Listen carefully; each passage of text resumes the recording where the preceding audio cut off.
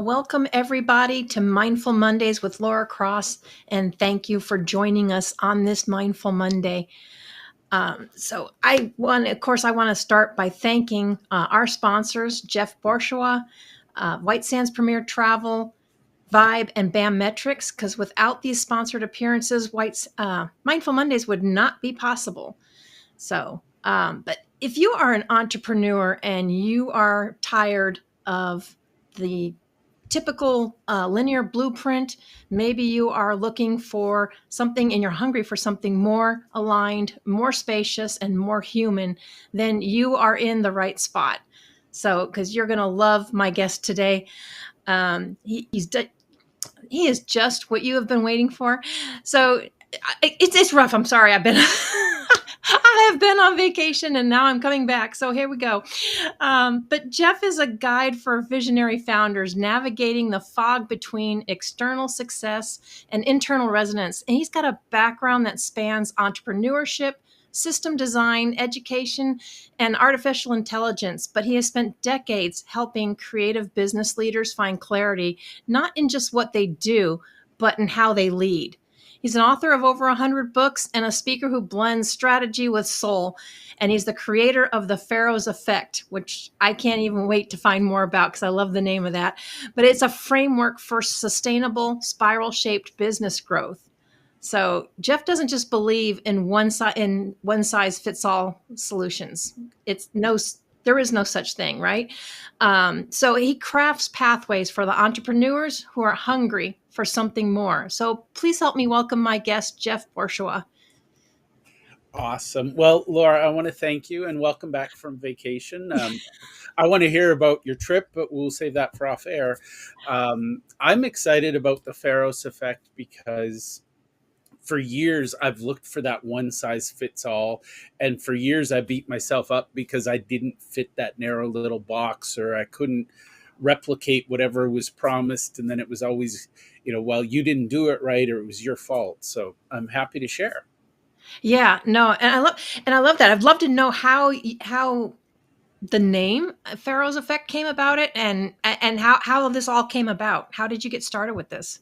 Well, it's fascinating because in about 2015, 2016, we incorporated our company, and Pharos is the Greek word for lighthouse. Now, it also is the name that was used for the original lighthouse at Alexandria. And our tagline was always and has always been insight, clarity, and growth. Now, fast forward to this year when I realized that we weren't really elaborating and sharing what insight, clarity, growth meant. It meant something to us, and we just assumed other people knew what it meant. So I actually sat down and I came up with the Pharos Effect. And the idea was, and this was kind of radical, and it wouldn't have been possible without the years of research, the years of study. But the idea was really simple when I realized that insight, clarity, and growth means something different for everybody. So we created the Pharos Effect, and the idea is really, really simple yet radical, and it's easy to do, easy to not do. But the reality is, most entrepreneurs I know are really busy. Somebody told them this is the way you have to do it. Our family, we're Star Wars weirdos, so we talk about the Mandalorian, and they always say this is the way, and it's like, but what if that way doesn't suit me? What if it doesn't fit me? And what I realized was that a lot of entrepreneurs are busy because they don't have a path that works for them. So, for example, and this is just fascinating to me, if you talk to somebody who's an expert at YouTube, they will tell you with 100% certainty the only way to grow a business is to create YouTube videos. Now, if I go talk to somebody who is on TikTok, they're going to tell me with equal certainty, you got to dance your way to success, or you got to do those 20-second videos, whatever it is. And then if you talk to somebody who's an expert in Instagram, guess what? And so what I found was a lot of coaching, they focused on the how to, and I spent a lot of my time learning the how to But then when I realized that what was missing for me was the mindset. And I've been a fan of Tony Robbins since I can remember. And what I used to listen to was his saying that success leaves clues. And I just assumed that everybody had mindset figured out and I was just the one playing catch up. Um, but what I realized was that if I didn't have the mindset mastered, the skills didn't matter. So Pharos became more of an analogy for me. And to be honest, it was me trying to create a system where I realized that it had to be a non system to be effective. And that was the aha moment. And I'll share that. Um, what I recognized was that we all need insight. We need to know what matters in our business. We need the clarity of here's what we should be doing. Um, but if we don't have the insight and the clarity, we're going to be really busy being busy trying to grow, when a lot of entrepreneurs haven't stopped and asked themselves, what does growth mean to them? And I can tell you, I work with all kinds of people, whether they're in the business space or they're in sort of the mindset space. And some people actually physically reject the word scale because it feels contrary to what they believe and their views on life.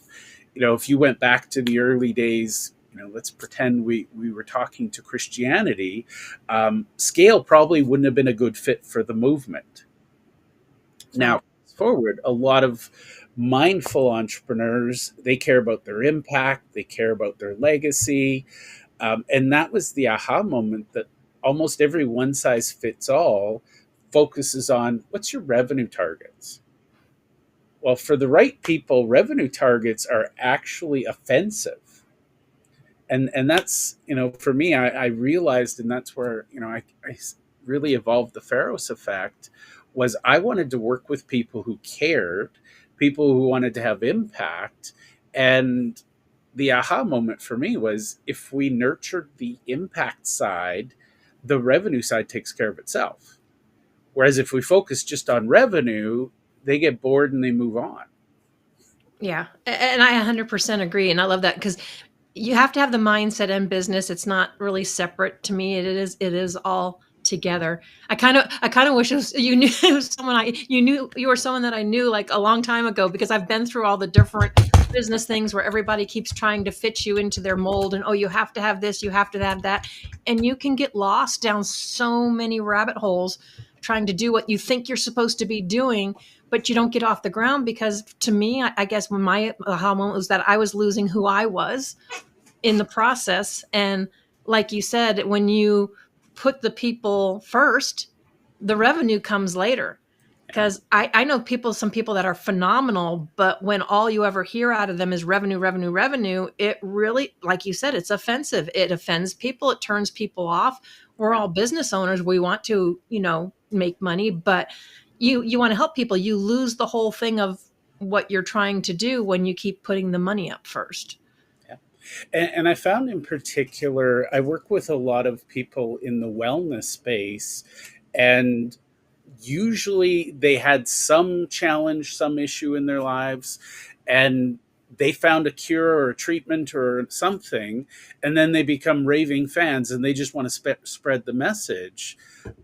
That passion gets diluted the minute you start talking about, what's your annual revenue, what's your monthly target, even the words in the language of sales is offensive to them, because instead of people and humans, you're talking about targets and a lot of the traditional marketing and sales language is very violent. You're the target, you're the prospect. It's not, I'm seeing you as a human. And so what we found, and I will credit AI with this, and this is what I love about AI, it allowed me to question everything. I put in, and I spent hours on this. This was, hundreds, if not 1,000 hours. What do I do? Why does it matter to me? Why don't I like this? What do I like about that?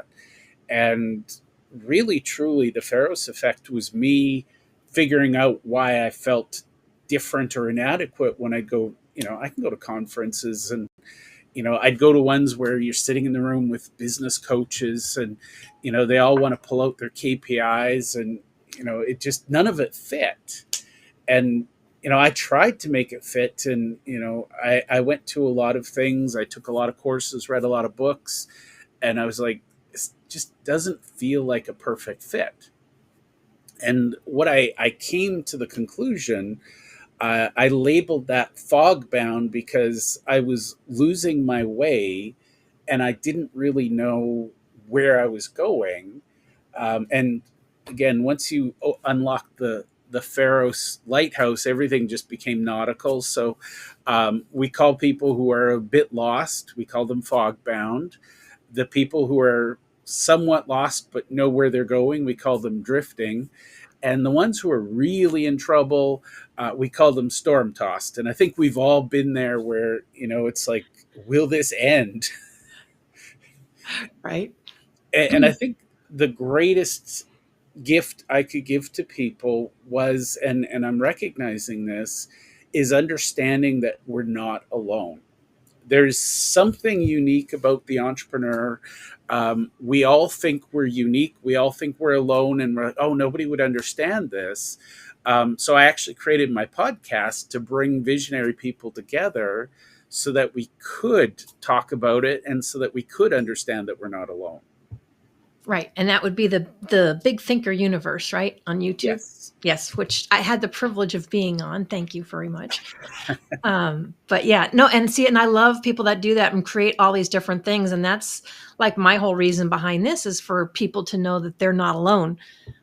Because there's a lot of times, everybody has it within them to be successful, to be that entrepreneur. It's just figuring out what works for you. Absolutely. And so the podcast itself, so my YouTube channel is Big Thinker Universe. The podcast is called The Lighthouse Sessions. And contrary to what people believe, the lighthouse is not me, it's my guests. They are the bright light. And what I realized was that people want to skip to growth, growth, growth. That is, we live in this hustle culture. You spend 5 minutes on social media and somebody will tell you, you need to do this more, you need to do that. My approach, and again, I created the Pharos Effect to free people, not to bind them. But the approach is to stop and ask yourself, is this activity serving me? Does it meet what I want? And a lot of people, it is surprising how we hustle, hustle, hustle. And then we get to what we think is the finish line, and we're like, ooh, I was winning the wrong race. Wow. Yeah. And so was there a process? I mean, how do you help other people to get that aha moment? So there is a deep process. And I'm a fan of, so at the heart of it, I love systems and processes, and I love frameworks. So what I did, I spent probably about a year analyzing the frameworks that I tried to use and figuring out why they didn't fit. And every single time I realized it was because it wasn't aligned with my goals. So what I did, and the insight, clarity, growth is the start of the process. And basically, the idea is we don't proceed, and this really challenges people because they want to jump to, okay, what's my to-do list? The first thing we do is we ask ourselves, and we have a very detailed process about this. I don't want to make light of it, but if you don't know who you want to serve, everything else you do is misaligned or misguided. So the very first thing we do is we get really, really clear on who we want to serve. Now, in my case, I like a group of people, I love a group of people called visionary entrepreneurs. And so for me, it made sense. Everything I built, I wanted to spend my time with visionary entrepreneurs. And the definition for me is they have multiple projects. You are one of those people, obviously, Laura, where, defining us and trying to put us in a little box is almost impossible, because people looking from the outside go, that doesn't make sense. Whereas when we look at it, we see all the balls we're juggling, and we're like, it makes perfect sense. Right. We're professional plate spinners. We like to try different things. We resist being put in a narrow box. And the other thing I realized is I am neurodiverse. So to sit with somebody who is not, and to try and explain my multicolored, multi world to them, is exhausting for both of us. So I just decided, and I'm lucky to be in that space. I said, I just want to hang out with people who are strange and unusual and interesting to me. And I'm not going to waste time with people that I find boring or that find me confusing. So that was kind of the heart of it. But in that insight, once you figure out who you serve, and this is business 101, but I can't tell you how many people can't give me a good answer of who you serve. Once you figure out who you serve, then I obsess, and I have methodologies for this and frameworks on what are their pain and how can we solve more than just the immediate obvious. If somebody comes to you because they have headaches, well, the obvious thing is they want the headaches to go away. I look at it from the perspective of, well, what could we do to prevent the headaches? Because I'd rather prevent a headache than make it go away. Right. But then it's like, okay, once the headaches go away, the good news is now they're pain free. What are they going to do differently? Are they going to go out and do things? And basically, I look at myself as a lifestyle concierge, where my job is to help my audience.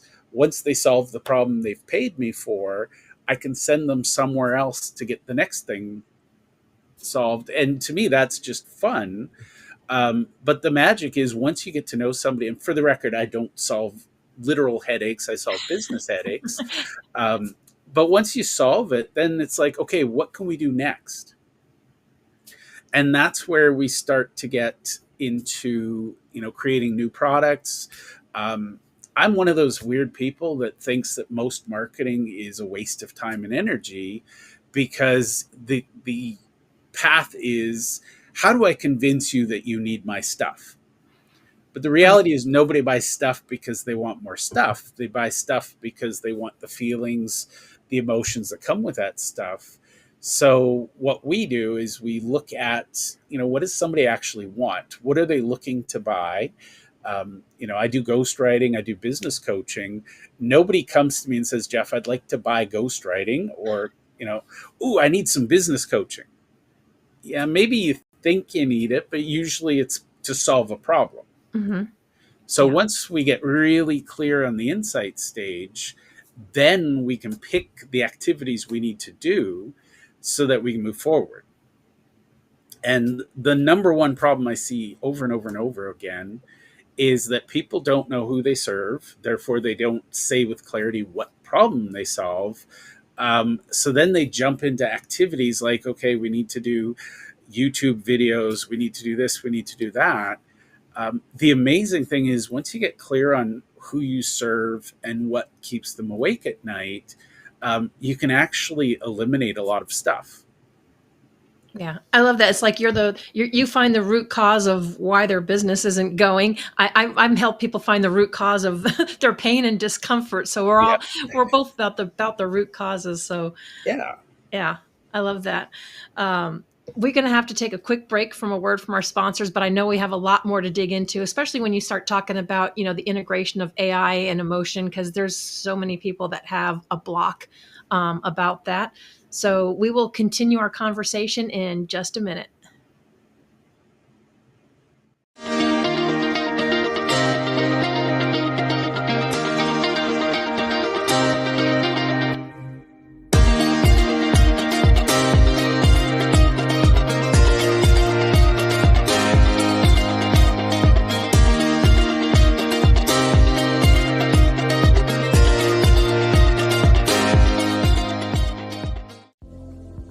PTSD, anxiety, pain, insomnia, and many other ailments. Introducing Vibe, the world's only pocket PEMF device.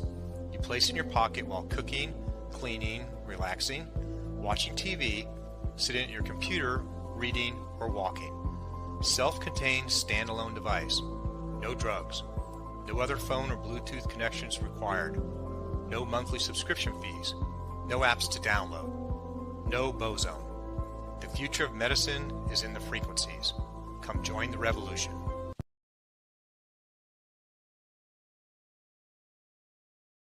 Hi, I'm Bobby Aldridge with BAM Metrics. There are so many programs out there that measure your swing speed, sets, reps, your BMI, your body fat, but the one thing they're not measuring that's so essential is mobility.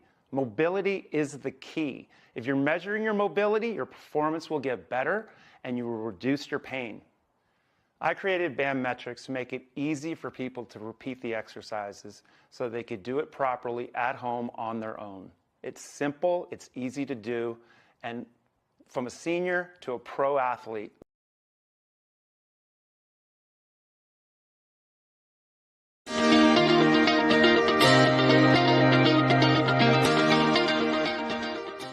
So, Jeff, you mentioned AI, and even you had used it to help you. When you're working with people in your Pharos Effect, do you blend AI with that at all, or what's your approach to that, or your philosophy on that? There's a lot of people that are just horrified of AI, thinks it's going to take over the world, and anything can be used for bad, right? But there's a lot of good that can come out of it as well.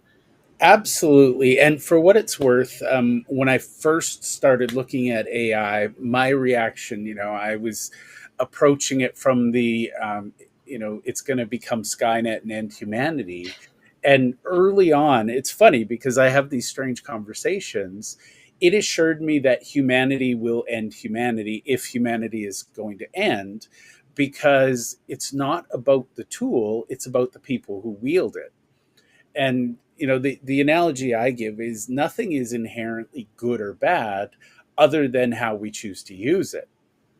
So if we use it to topple governments and regimes and to attack people, obviously AI is going to become considered evil. Whereas if we use it for good and to live our best purpose, it's just a tool. So to me, and this is something I would say for everybody listening, and I have no money riding on this whatsoever. Everybody says, "Oh, I'm scared AI is going to take my job." The reality is, it's people who know how to use AI are going to take your job and your business, for that matter.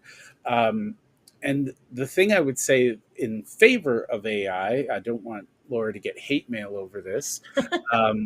AI is not meant to replace humans, it's meant to augment them. And one thing I've learned is that if you're smart, it will amplify your intelligence. If you're doing something you're not good at, it will amplify it, and it comes out, that there is that old saying, garbage in, garbage out. It's now garbage in, garbage out to the power of 1,000. Because, and this is where I think a lot of people make the mistake, they'll log into their favorite AI. Mine is ChatGPT, or they'll log into multiple AIs and try to get different results. But what they'll do is they'll log in and they're very lazy. They'll say, AI, help me write a LinkedIn post. No context, no rules, no training. And that is the epitome of garbage. No offense to anybody who does that, but seriously, please don't ask me to read it, because I can tell you it's garbage, and I'll tell you why. Now, the thing is, and this is where it gets fantastic, if you are an expert at whatever it is you're an expert in, you with pain relief, me with business challenges, we know what questions to ask. We know what we believe. And when we're reviewing something and we're creating a process, we can look at it and go, that's not very good outcome. So what I look at it as, and this is where I see this, the old model of paying people per hour, let's just happily ball that up, throw it out, because it doesn't make sense anymore. Right. And so what I see, and this is, my vision of the future, if I have a team of 10 employees and I can train each one of them how to use AI in their role so that they get better results, more consistent results, faster results, why wouldn't I pay them the same amount or more than the old model where I paid them by the hour? Now, a Right. lot of people hear that and they go, oh, I can squeeze my employees. No, no, no. Don't do that, because you squeeze them, they leave. Right. And I think that's right now we're going through a bit of a radical shift, because all of the benefit of adopting AI is falling into the hands of the employers and not into the hands of the employees. So, if you think about it, and this is just fascinating to me, this is the greatest opportunity to ever, this is more powerful than fire, than farming, than, you know, international travel. Like, all of these things pale in comparison to what's possible when we unleash people's minds and we allow human intuition, human imagination. If your employee isn't spending 40 hours a week creating LinkedIn posts, what else can they do? What else can they imagine? What else can they create? So I say to people, if you're not using AI, you need to be really comfortable with the fact that your competitors are. And Yeah. doom and gloom, people want to say, oh, this industry's dying because of it. I don't believe any industry will die because of it. I just think we'll get better at it. I look at it as, like you said, another revolution, because I used to write computer programs back in the day, and I won't bother to mention a lot of the languages because they don't exist. But I will tell you that when I used to write them, I used to have people in class that would freak out, break out in tears because it crashed. They lost everything. I'm like, it's a computer. It is only as good as the information that you put in it, and that's basically where the garbage in, garbage out comes from. Yeah. And like you said, AI is really no different. It's just something new that people are adjusting to. And of course, if they've been on the receiving end of scams or whatever, they're going to have a bad outlook about it. But it does a lot of good. And if you are a solopreneur, it can save you a lot of time. But Yes. again, feed it what you need. I happen to have a platform from Groove that has a multiple different AIs all into one.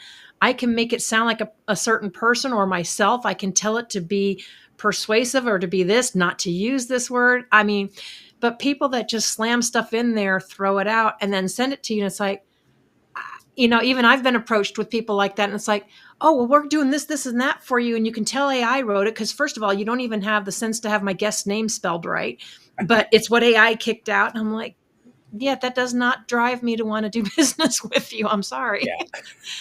Well, and that's the thing. A lot of people. So I'm going to talk about delegation versus abdication. And I'm going to be honest, a lot of people don't know the difference in real life. If you're going to give something to an employee, what does delegation actually look like versus you figure it out? I call that abdication. And unfortunately, if you do that in real life, you're going to get crappy results. If you do that in AI, you're going to get crappy results to the power of 1,000, Right. and painfully crappy results. Yes, So, painfully. so if I may, and this is a rant I have all the time, I am a system guy first. Now, for the record, I have ADHD, I have autism. My brain hates systems from an imposed upon me point of view. But what I found was with AI, I could take standard systems and adapt them to suit my brain. And this is how I work. This is what causes procrastination, all that kind of stuff. But the amazing thing, and this is so two things I would say for your audience. Number one is study how AI communicates, because that's how I learned. I got addicted early on when I said, I can't help but notice that whenever I ask you to do something, you always paraphrase and ask, is this what you're hoping for? Teach me how you communicate. And it was fascinating because as a human being, we all learn how to speak, we all learn the language. Um, Nobody actually sits down and teaches you how to communicate. We Right. all think we've learned how to communicate because we fumble through. But it taught me some methodologies for here's a good way to get people to ask for help, a good way for people to offer to help, or here's how you should ask people for help. So that was my first thing, is I got really clear in my communication. And I doubt most people will spend the time on this, but practicing with AI has helped me be a better communicator with real humans. So oddly, I became more human by using AI. The second thing is I can figure things out. The problem is I'll waste hours figuring something out. So what I now do, and this is something back to delegation versus abdication, I'll ask AI to give me a first draft of a process, and then I'll try to do it myself. And there I'm tweaking rather than blindly following. But once I create a process for something, then I can hand it off to an actual human being and say, okay, this is in your wheelhouse. This is your skill set. Here's the AI model I built for you, which, again, it's just a really powerful process.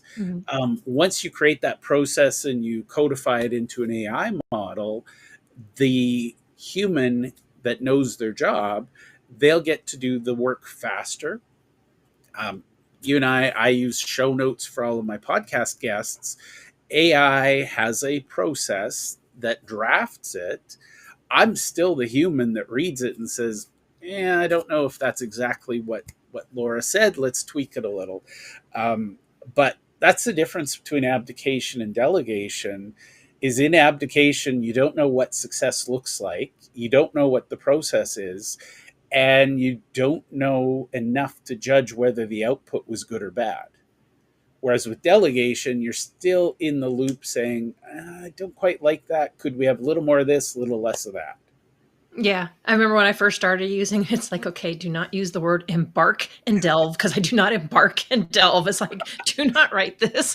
But it's kind of, like you said, you can kind of talk to it, you can train it, and you can learn from it as well. Yeah. So I love that. I never even thought about going to that extent of doing process and stuff. So that gives me something else to venture and play with.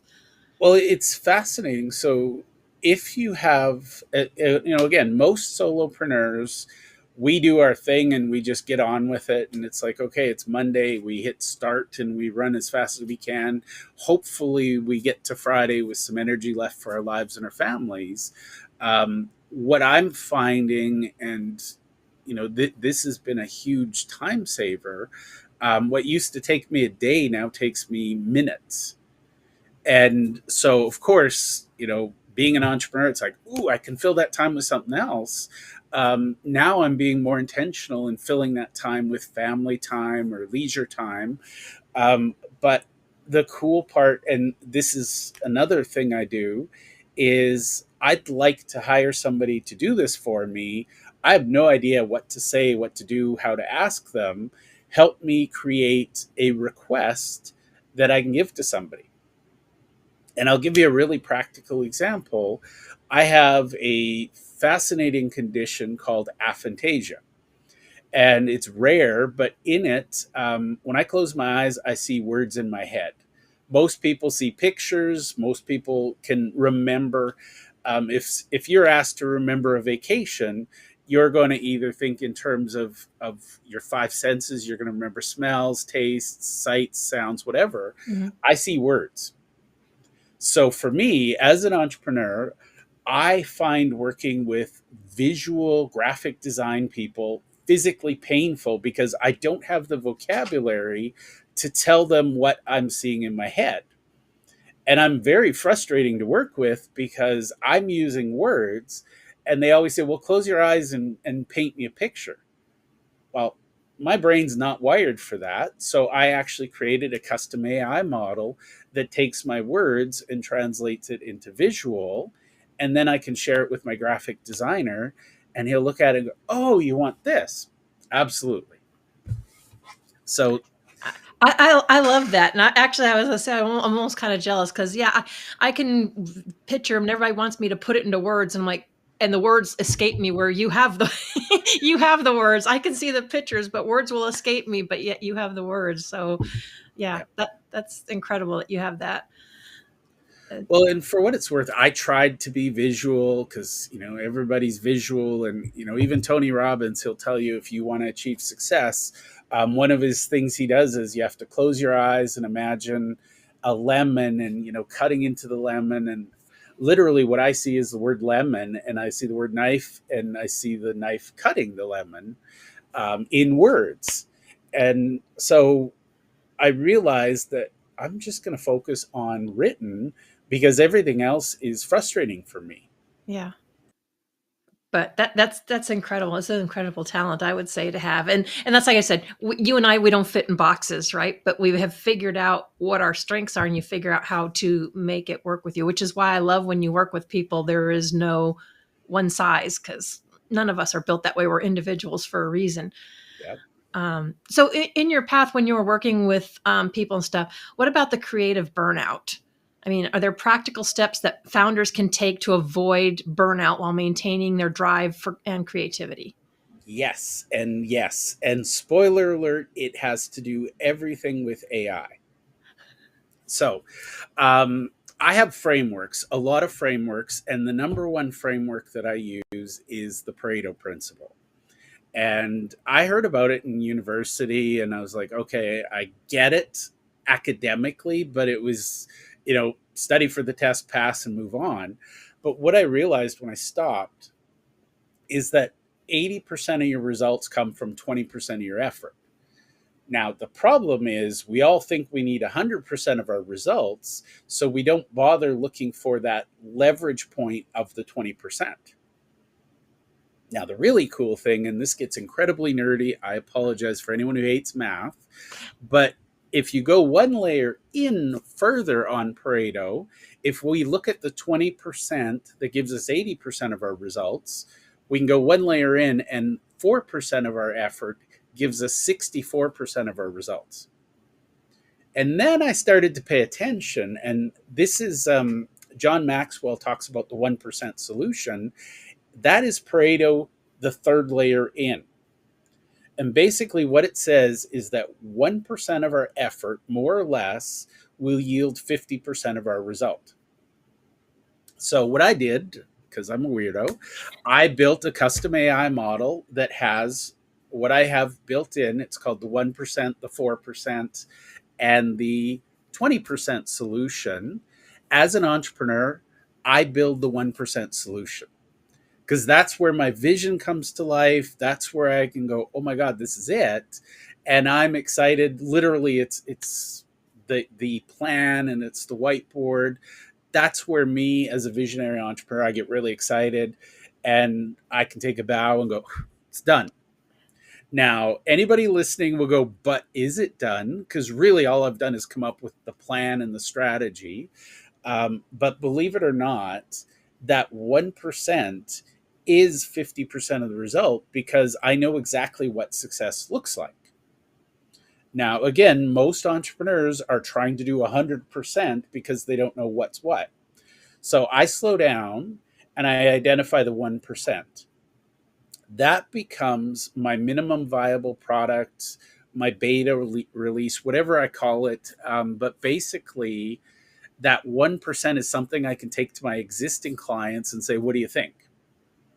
And if they say, oh my God, we love this, then I can look at, is it worth it for me to do the next 3%? So we get to 4% to create a 64% solution that we go public with. And with that, then I can look at, who do I need to bring onto the team? And almost always I start with an AI model, and then I find a human to use the model to take it from the 4%, 64% to the 20%, 80%. And here's the fascinating thing, is in the 1%, you have ultra high risk, but ultra high reward. In the 4%, you have high risk, high reward. In the 20%, you still have high reward, but lower risk. Now, inversely, when you get to the 100% solution, I got to do it all, you get to ultra high risk again, but low reward. Because there's no reward in polishing the thing.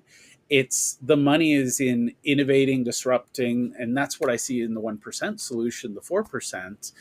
20% you're sort of becoming market ready, and that's your launch to the public. But basically, most entrepreneurs never make it to launch because they have a long list of things they must do before they feel ready to launch. So I launch with an idea, and if somebody's willing to pay for it, then I build it. If they're not willing to pay for it, guess what? Go back to the drawing board, next idea. Nice. I was going to say, build it and they will come, right? Yeah. Yeah. And I like the fact that you mentioned that you have to slow down to go forward faster, because everybody just thinks the more they do, the faster they go, the more they're going to get done. But more people hit burnout that I see that way, and they get frustrated, or they lose themselves. And I know one thing you help people with is like rediscovering their inner compass, because we all get lost with that. So what practices do you recommend for entrepreneurs to reconnect with their inner compass during challenging times? This is actually pretty controversial, but I will share. I recommend meditation and breath work. And a lot of people say, well, what's that got to do with business? And the answer is everything. And I'm going to tie it back to your show. The problem with burnout is we start to believe the lie that I just need to work harder, I need to work faster, I need to do one more thing, until we fall over and our bodies just say, you know what? You weren't paying attention before. I'm going to put you in the hospital and you're going to have some time to think about what went wrong. So one of the things I do, and I have mentors in my world, if somebody wants to work with me, they go and spend some time and they learn how to meditate.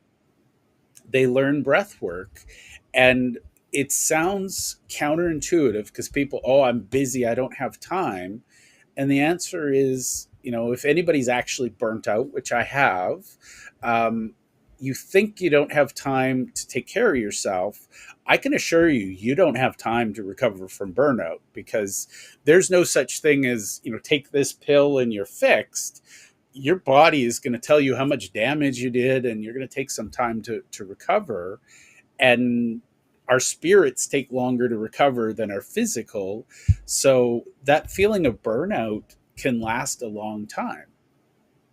I think my record, and I'm not proud of this, I've burnt out multiple times.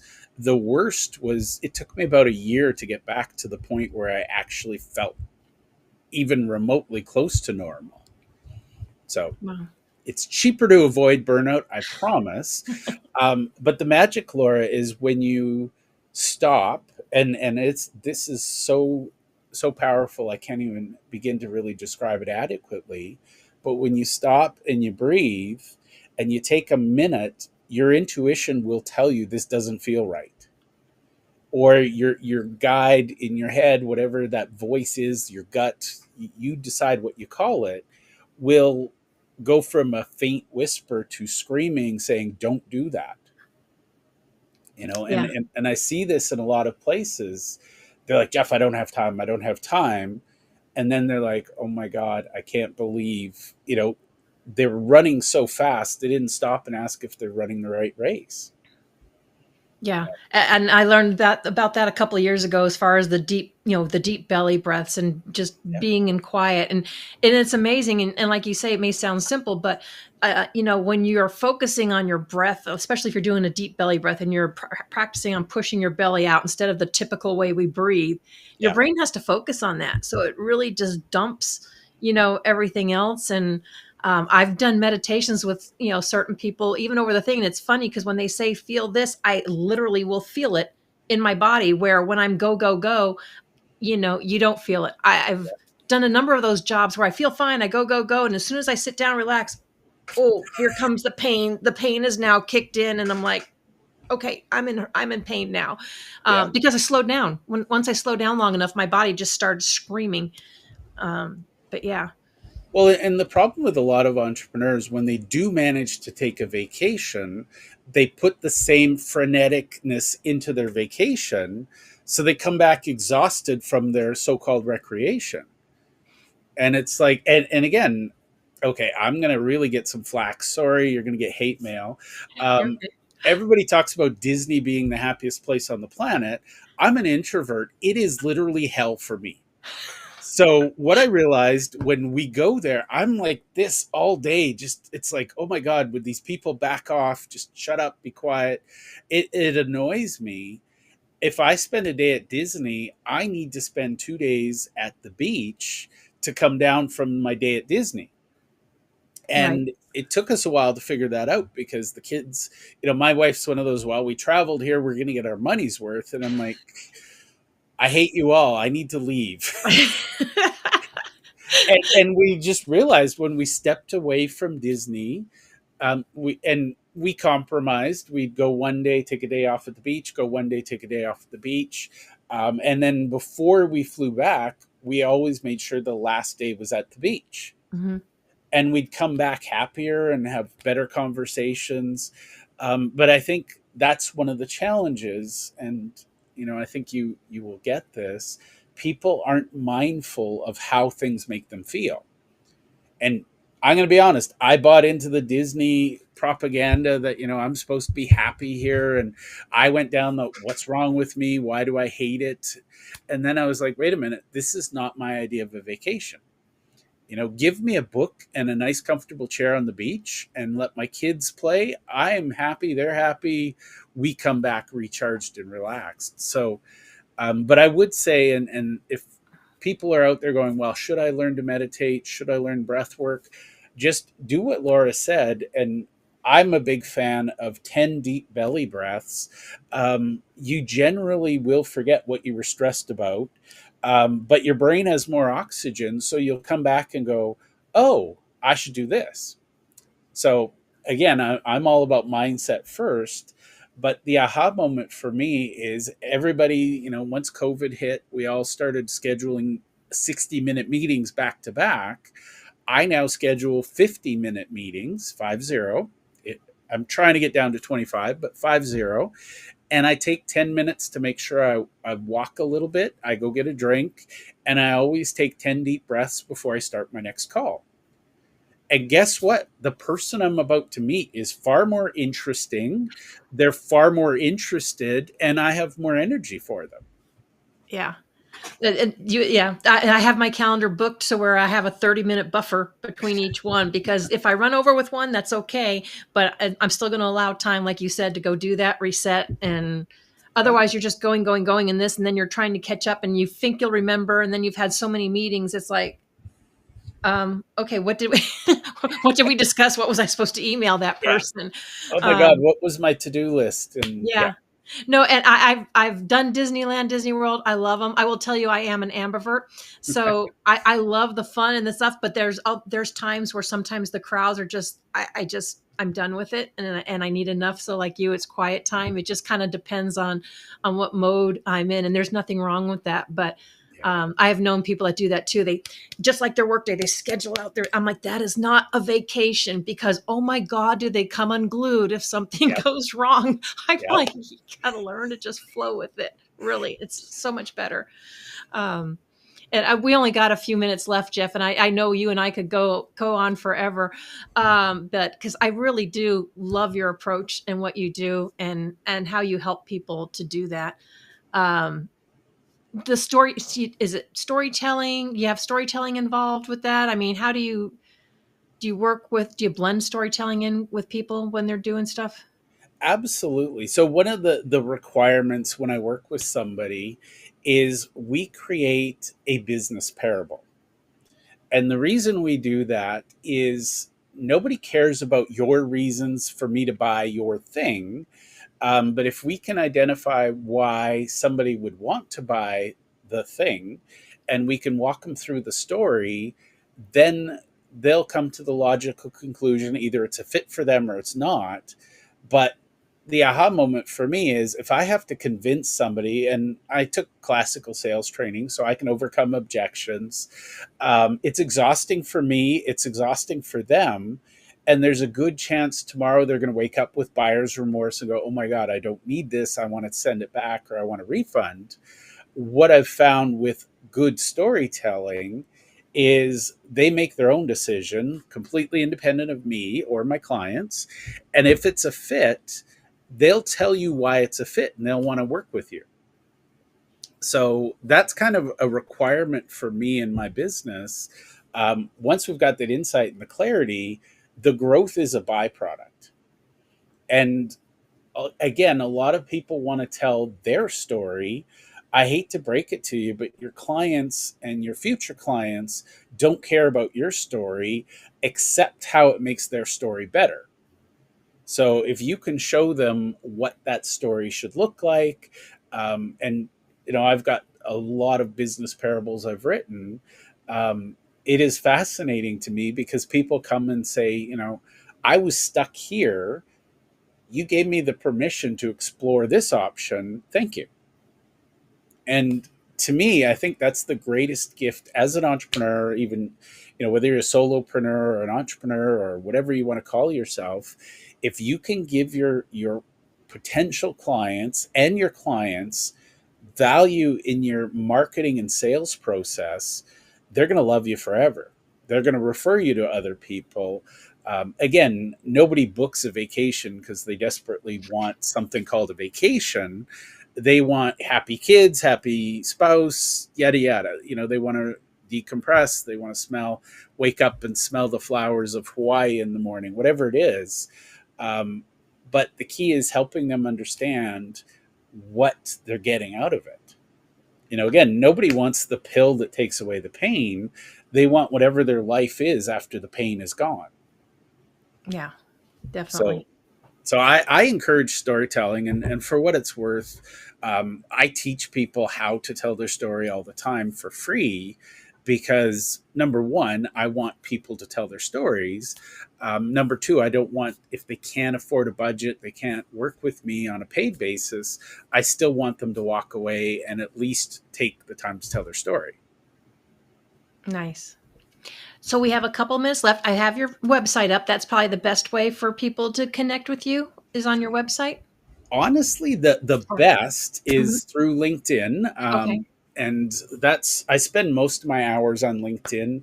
I'm going to be honest, every now and then my website, I get bored with it. I tear it down and rebuild it. Just in case anybody questions whether I am actually an entrepreneur. I'll have the copy approved and ready Monday, and then Tuesday I'm like, I hate it. But the best place is on LinkedIn. There are some links on my website. The other thing they can do is just go into Amazon and Google one of my latest books, the one I'm really excited about. It's called The Lighthouse and the Founder.